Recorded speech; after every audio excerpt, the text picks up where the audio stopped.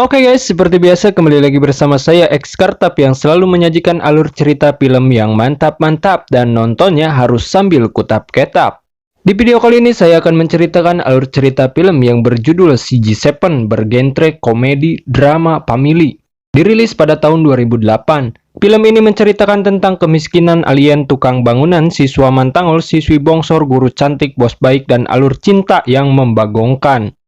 Jadi sebanyak-banyaknya uang di dompet akan terasa pusing kalau uang itu bukan milik kita. Marky Crot.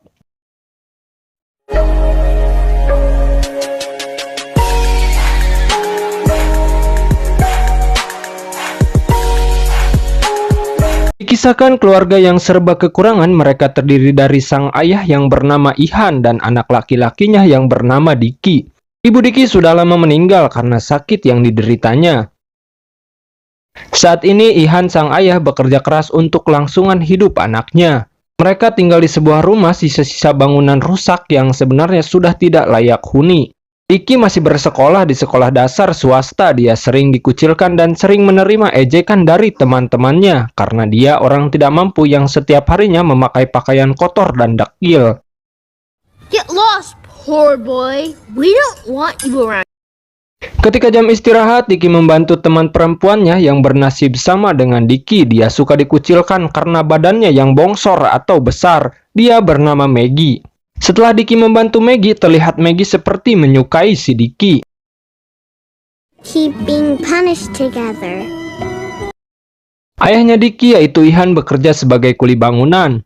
Dalam melakukan pekerjaan dia sangat ceroboh. Walaupun begitu, dia tetap gigih dan semangat dalam bekerja demi menghidupi dan memenuhi biaya sekolah anaknya. Ihan bercita-cita untuk memberikan pendidikan yang lebih tinggi pada anaknya agar anaknya kelak menjadi orang yang lebih sukses dan berguna. Meskipun hidup serba kekurangan, Ihan tidak pernah mengajarkan Diki untuk mencuri, ngabegal, atau mengambil yang bukan haknya. Ihan hanya meminta pada Diki untuk fokus belajar dan juga jujur karena kejujuran adalah kunci kesuksesan.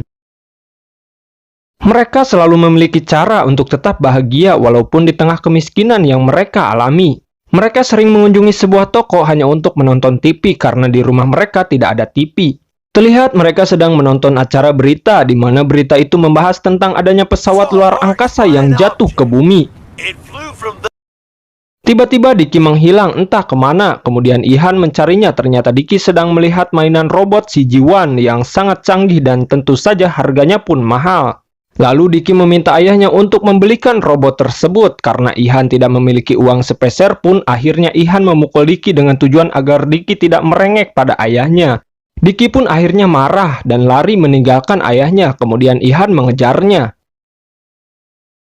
Ihan menemukan Diki sedang bersama gurunya yang bernama Neng Yuan. Neng Yuan adalah salah satu guru yang perhatian dan selalu menjaga Diki di sekolah. Kela anjrit, itu guru apa satpam? Ihan pun terpesona saat pertama kali melihat kecantikan dari Neng Yuan. Malam harinya Ihan pergi ke tempat barang rongsokan dengan tujuan mencari sepatu bekas untuk Diki. Tapi kemudian dia malah bingung karena di sana Ihan melihat pesawat luar angkasa yang baru saja terbang. Kemudian Ihan menemukan sebuah bola berwarna hijau, lalu Ihan membawa bola itu ke rumahnya dan diberikan pada Diki. Terlihat Diki sangat senang dengan mainan barunya itu. Keesokan harinya, Diki membawa bola itu ke sekolah untuk memamerkannya pada teman-temannya. Lalu Diki memberikan nama pada mainan itu yaitu CG7.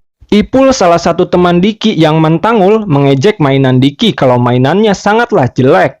Diki pun marah, dia sebenarnya ingin menghajar Ipul, tetapi Ipul langsung memanggil anak buahnya untuk menghajar Diki.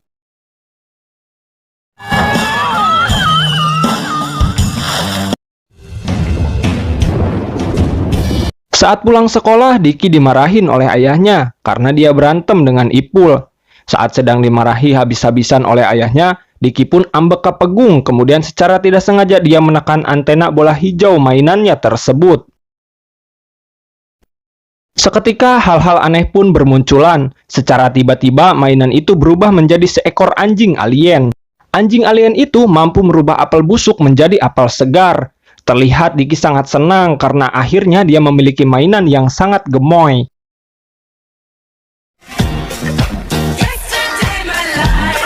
Saking senangnya, dia pun sampai bermimpi kalau anjing aliennya mampu melindunginya, bahkan anjing aliennya mampu membantu Diki mendapatkan nilai tinggi di ulangan sekolahnya. Keesokan harinya saat dia bangun dari mimpi indahnya, dengan apel yang masih menempel di mulutnya, ayahnya yang baru pulang kerja malah membangunkannya. Lalu dia pun bergegas pergi ke sekolah untuk mengetes kemampuan dari si G7. Tapi sayangnya, mimpinya tidak seperti kenyataannya. Si G7 tidak bisa sama sekali melindungi Diki dari kejaran seekor anjing galak. Dan si G7 juga tidak bisa memberikan alat seperti Doraemon untuk membantu Diki mendapatkan nilai ulangan yang bagus. Si G7 pun malah menembakkan kotorannya pada Diki. Karena kejadian itu, seluruh badan Diki pun kotor dan bau. Lalu Diki pun disetim di depan para guru dan murid-murid yang lain. Diki sangat kesal pada mainan anjingnya itu karena apa yang dia mimpikan tidak sesuai dengan kenyataannya. Karena kesal, Diki membungkus si G7 dengan keresek kemudian membuangnya ke tempat sampah. Lalu dia meninggalkannya di sana. Saat di tengah perjalanannya, Diki pun merasa menyesal telah membuang si G7 ke tempat sampah. Kemudian dia pun bergegas lari kembali ke tempat sampah untuk mengambil mainannya itu. Saat Diki kembali, ternyata tempat sampahnya itu sudah kosong. Kemudian Diki mencoba mengejar truk sampah, tapi Diki tidak berhasil mengejarnya. Saat Diki sampai di rumah, ternyata si G7 sudah berada di rumah bersama ayahnya. Ihan kebingungan sampai dia bertanya-tanya makhluk apa sebenarnya si G7 itu.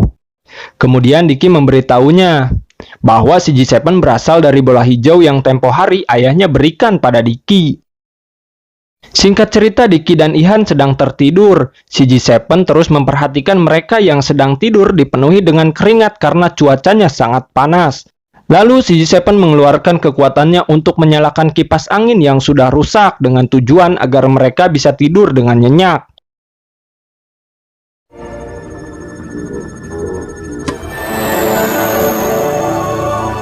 Pagi harinya Diki pergi ke sekolah dengan membawa si G7. Tapi sialnya, Ipul dan teman-temannya tidak sengaja melihat benda aneh yang bersama Diki. Lalu Ipul dan teman-temannya mencoba menangkap si G7 untuk membongkar isi tubuh boneka tersebut. Mengetahui hal itu, Diki pun tidak tinggal diam. Diki mencoba untuk memukul Ipul, tapi sialnya pukulannya itu ditahan oleh anak buah Ipul. Saat anak buah Ipul ingin memukul Diki, tiba-tiba Maggie datang dan menahan pukulannya dan mereka pun bertarung.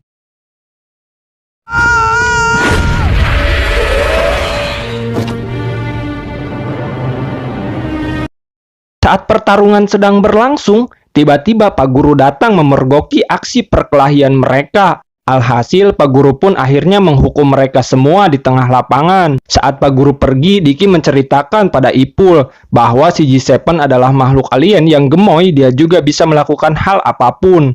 Lantas Diki pun berterima kasih pada Ipul karena Ipul tidak menceritakan soal si G7 pada gurunya, dan mereka pun akhirnya berteman.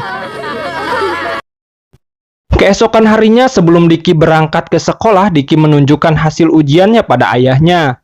Terlihat Ihan sangat bangga karena untuk pertama kalinya Diki mendapatkan nilai ulangan yang sempurna. Oleh karena itu, Ihan memamerkannya pada rekan-rekan kerjanya. Sampai-sampai Ihan memamerkannya pada bosnya, tapi bosnya malah tidak percaya dan berkata kalau itu hasil nyontek Diki pada temannya.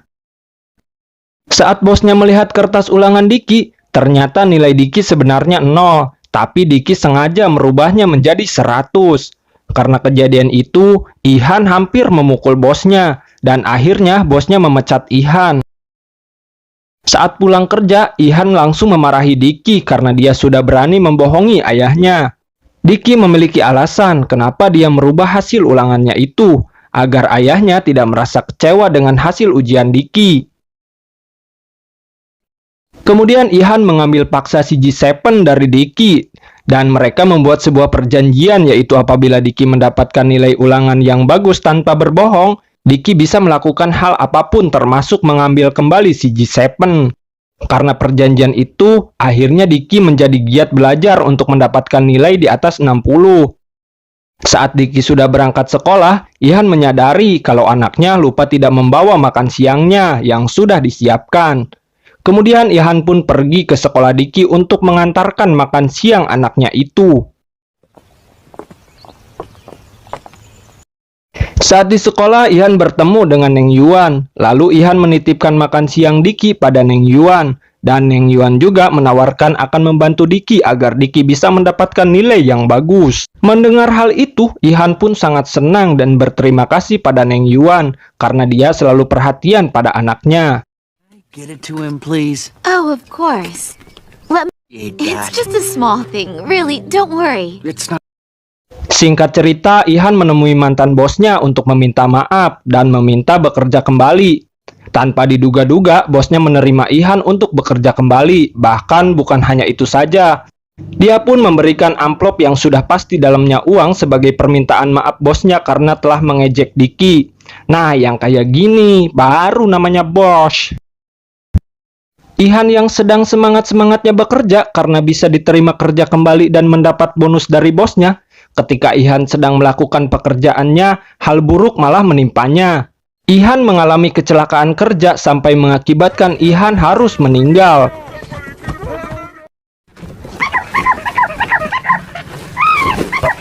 Sementara di sekolah, Diki mendapatkan nilai 65 di dalam ujiannya. Diki pun akhirnya senang karena dia bisa membuktikan pada ayahnya tanpa harus berbohong Diki bisa mendapatkan nilai di atas 60. Kemudian Neng Yuan datang membawa kabar buruk pada Diki. Neng Yuan memberitahukan pada Diki kalau ayahnya meninggal karena kecelakaan saat bekerja. Terlihat Diki yang sangat terpukul dan sedih saat mendengar kabar ayahnya. Di sisi lain, si G7 masih berada di dalam tas Ihan di dekat mayatnya. Melihat Ihan tidak bernyawa, si G7 mengeluarkan semua kekuatannya untuk menyembuhkan luka-lukanya. Dengan ikhtiarnya yang sangat keras dan melelahkan, akhirnya Ihan hidup kembali.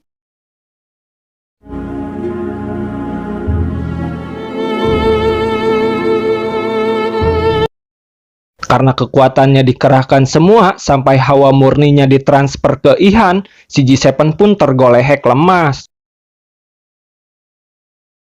Keesokan harinya saat Diki hendak bangun dari tidurnya, dia melihat ayahnya sedang tertidur pulas di sampingnya. Melihat hal itu, Diki langsung memeluk erat ayahnya. Diki berjanji tidak akan nakal dan akan membuat ayahnya selalu bangga padanya dengan memberikan nilai-nilai terbaik dalam sekolahnya. Saat mereka sedang berpelukan, mereka mendengar suara yang berasal dari si G7. Ternyata si G7 mengeluarkan semua kekuatannya agar Ihan bisa hidup kembali. Karena hal itu, si G7 sekarang sangat lemah dan mengkhawatirkan, sampai antena di kepalanya berwarna merah. Kemudian si G7 tidak sadarkan diri dan kelereng di antenanya jatuh dan hancur seketika. Tak lama kemudian, si G7 berubah menjadi boneka seutuhnya. Mereka dibuat bingung karena hal tersebut. Kemudian mereka melakukan segala cara agar si G7 bisa hidup kembali. Mulai dari menyengatkan listrik lalu memakai baterai. Sampai-sampai hal yang tak masuk akal juga mereka lakukan, yaitu mengimpus boneka. Tetapi dari semua cara yang mereka lakukan tidak ada yang berhasil. Akhirnya Diki pun mengikhlaskan si G7 dan dia menjadikan si G7 sebagai motivasinya untuk sukses di masa depan.